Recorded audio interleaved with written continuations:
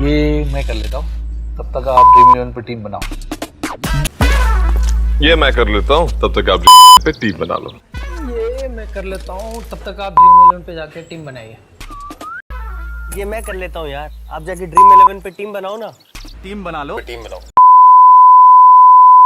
Online gaming जो है sir, जो टीवी पे ऐड आता है, जो पैसे कमाने का, जो आज आप टीम लगाइए और करोड़ रुपए कमाइए, इसमें से बहुत लोग गेमिंग एडिक्ट होते हैं। वे लाख रुपए का कर्ज है तुम्हारे ऊपर, माँ टीचर है, माँ बात नहीं कर रही, क्यों? घर का कोई और लोग? नहीं रो मत, बिल्कुल रोगे नहीं, बिल्कुल नहीं रोगे। कोई नहीं, कोई नहीं। रिसेंटली सोशल मीडिया पर ये वीडियो काफी ज्यादा वायरल हो रही थी। हाँ, मैं मानता हूँ कि इस लड़के की स्टोरी और इसका कैरेक्टर पूरी तरीके से फेक है, बट स्टिल इंडिया में आज एक काफी बड़ी प्रॉब्लम है इन बैटिंग एप्स या सो कॉल्ड फैंटेसी एप्स की।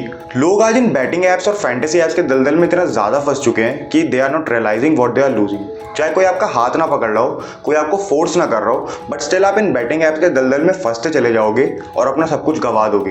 And unfortunately that's how addiction works. और मेरे हिसाब से इन बैटिंग एप्स और फैंटेसी एप्स के एडिक्शन का सबसे बड़ा रीजन है हमारे सो कॉल्ड हीरोज, वो क्रिकेटर्स, बॉलीवुड सेलिब्रिटीज और सोशल मीडिया इन्फ्लुएंसर्स जो बेफिक्र होके इन बैटिंग एप्स का प्रमोशन करते हैं और फिर इनको देखकर ना जाने कितने सारे लोग इन बैटिंग एप्स और फैंटेसी एप्स के दलदल में फंसते चले जाते हैं। और इस वीडियो में हम बात करने वाले हैं उसी बैटिंग एप्स के एडिक्शन की, बट उससे पहले we have to know the history behind betting in India. Well, India में गैम्बलिंग का एक काफी ज्यादा पुराना इतिहास है।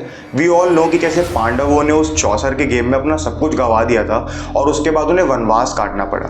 बट अगर हम मॉडर्न हिस्ट्री की बात करें तो जब 16th सेंचुरी में मुगल्स इंडिया आए तो वो अपने साथ काफी सारे बैटिंग गेम्स लेकर आए और फिर उसके बाद ब्रिटिशर्स अपने साथ 1777 में हॉर्स रेसिंग को लेकर आए, क्रिकेट को इंट्रोड्यूस किया गया और फिर धीरे धीरे लोगों ने इन्हीं गेम्स पर पैसे लगाने शुरू कर दिए, सट्टा खेलना शुरू कर दिया और पर्टिकुलरली इसी टाइम पर गैम्बलिंग हाउसेस बनने लगे जहां एक साथ काफी सारे लोग मिलकर जुआ खेलते थे।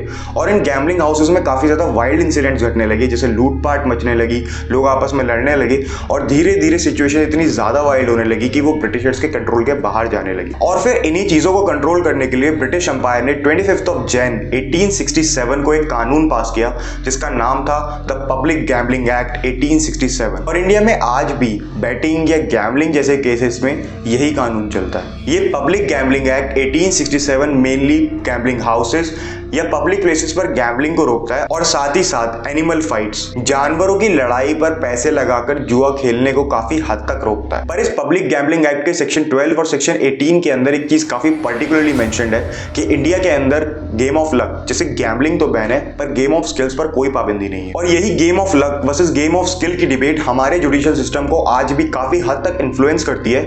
यही रीजन है कि हमारे देश के अंदर ये सो कॉल्ड फैंटेसी एप्स इतने फ्रीली ऑपरेट कर पाते हैं और काफी बड़ी बड़ी लीग्स जैसे आईपीएल को आराम से स्पॉन्सर कर सकते हैं। फिर 1947 में देश को आजादी मिलने के बाद लॉ मेकर्स ने इस पब्लिक गैम्बलिंग एक्ट 1867 को 7th शेड्यूल की स्टेट लिस्ट के अंदर डाल दिया और इसी वजह से इंडिया में हर स्टेट के पास अपनी पावर्स हैं बैटिंग या गैम्बलिंग जैसे केसेस में अपने कानून बनाने के लिए। और यही रीजन है कि आज गोवा या सिक्किम जैसे स्टेट में बैटिंग लगभग पूरी तरीके से लीगल है। और वहीं स्टेट्स लाइक असम, मेघालय, अरुणाचल प्रदेश, केरला और पंजाब में लॉटरी जैसी चीजें लीगल हैं और काफी हद तक स्टेट स्पॉन्सर्ड भी हैं। अब इंडिया के अंदर ऐसी कोई फॉर्मल डेफिनेशन तो नहीं है गेम ऑफ स्किल या गेम ऑफ लक की, पर सुप्रीम कोर्ट की एक फेमस जजमेंट के हिसाब से लक ऑलमोस्ट हर गेम के अंदर एक फैक्टर है ही। पर कोई भी ऐसा गेम जिसमें आपकी स्किल्स ज्यादा मैटर करती हो, आपकी नॉलेज, आपकी स्ट्रेटेजी, आपका गेम प्लान ज्यादा बड़ा डोमिनेंट फैक्टर हो उस गेम के आउटपुट में, वो गेम ऑफ स्किल में आता है। वही कोई भी ऐसा गेम जिसमें आपकी स्किल्स मैटर करती हो और नो मैटर व्हाट आप कितनी भी कोशिश कर लो उसका आउटपुट रैंडम लक पर ही डिपेंड करेगा,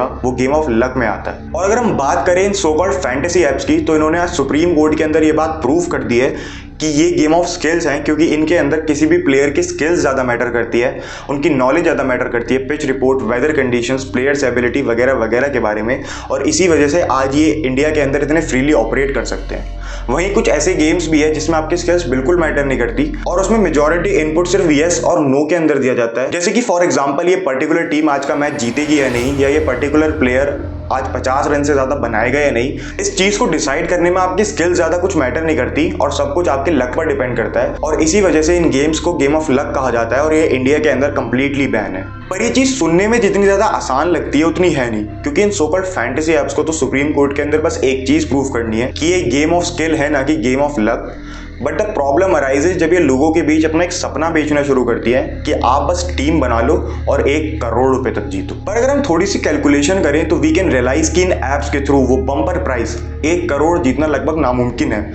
इट्स लिटरली अराउंड 0.000067% चांसेस कि आप इन एप्स के थ्रू वो 1 करोड़ का प्राइस जीत पाओ, जिसका मतलब अगर आप शायद अपनी पूरी जिंदगी भी लगा दो तो भी आप कभी उस मुकाम को हासिल ही ना कर पाओ। और अगर आपको ये लग रहा है कि आप एक से ज्यादा 2, 3, 4, 5 टीम्स बना लोगे अपने चांसेस बढ़ाने के लिए, तो still you are lagging behind, क्योंकि अगर आप 1 लाख, 2 लाख, 5 लाख, 1 करोड़ टीम्स भी बना लो तो भी वो इनफ नहीं है, क्योंकि मैथमेटिकली 7 करोड़ से ज्यादा टीम्स बनानी पड़ेगी उस बम्पर प्राइस 1 करोड़ के आसपास भी पहुंचने के लिए, which I think is humanly impossible. और इस 1 करोड़ के लालच में आप धीरे धीरे करके अपने हजारों लाखों रुपए गवा देते हो और आपको रियलाइज भी नहीं होता। और पैसे गंवाने के साथ साथ आप गवाते हो अपनी सैनिटी, अपनी मेंटल हेल्थ, क्योंकि किसी भी मैच में पैसे इन्वेस्ट करने के बाद आप उस मैच को एंजॉय नहीं करते, बल्कि आपका सारा ध्यान आपकी मोबाइल स्क्रीन्स और सामने चल रहे टीवी पर होता है। और यही रीजन है कि मैच के बीच में बार बार आकर हमारे सो कॉल्ड हीरोज, वो क्रिकेटर्स आपसे बोलेंगे कि अपने इंपॉर्टेंट काम छोड़ो, ये मैं कर लेता हूं और आप स्कैम 11 पर टीम बना लो। और क्रिकेट जैसा स्पोर्ट जो हम इंडियन फैंस के लिए वैसे ही कई बार काफी ज्यादा हेक्टिक हो जाता है, उसमें आप मॉनेटरी फैक्टर्स ऐड करके अपनी मेंटल हेल्थ तो खराब कर ही रहे हो। और ऐसा नहीं है कि मैं क्रिकेट से कोई नफरत करता हूँ, लाइक पर्सनली अपने पूरे सर्कल में I am probably the biggest cricket nerd, but it really hurts कि जिन लोगों को हम अपने हीरो मानते हैं वो थोड़ी सी भी रिस्पॉन्सिबिलिटी नहीं समझते अपने फैंस की तरफ। और हाँ, मैं ये भी मानता हूँ कि इट्स अ कैपिटलिस्टिक वर्ल्ड, तो फिर वो क्यों ही सोचेंगे हमारे बारे में। पर तुम फिर खुद सोचो ना यार, क्योंकि शायद आज विराट कोहली, रोहित शर्मा और MS धोनी के लिए 5 से 10 लाख का अमाउंट गवा देना कोई बड़ी बात नहीं है, and they surely worked hard for it. But तुम्हारे लिए या पर्सनली मेरे लिए काफी बड़ा अमाउंट है। काफी सारे लोगों की ये पूरी जिंदगी की कमाई होती है और इस कमाई को यूं ही गवा देना,